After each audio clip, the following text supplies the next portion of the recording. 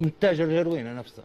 حقنة السكر. حقنة السكر هذه قاعدوا يجيبوا فيها من الكنايس وكذا. انا بعلاقاتي واحد كنت ناخذ من شارع الجمهوريه في الباكو بتاع 20 دينار 100 ابره، بحكم اني انا مرات ما بيش وما يعطيك فيها هذه؟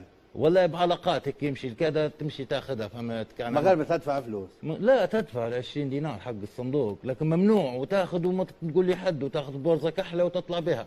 الصيدليات كانوا يوقفوا لهم مكافحه، اللي يخش مش يشدوك انت المتعاطي، يسكروا له هو الصيدليه باش ما يبيعش حقن. ايوه ايه هيك صاير. ومره وفي من دكاتره جيراننا عندهم حتى اولادهم كانوا يتعاطوا. لا القوس شيء سام، القوس شيء يبدوا يعطونا، راهو يشبحوا فينا بدنا نضربهم، يشبحوا في الجيل ماشي كله. تعرف تخش كان في مكافحه مقعمزين داخل، يعطيك فاز عسل، يعطيك بنادول، يعطيك اي حاجه، المهم ما تطلبش شبر. انت تعرف لما يمد لك حاجه هذيك ايوه بتاع يغمك تطلع انت طول. تعرف ان المكافحه مرشقه، فهمت؟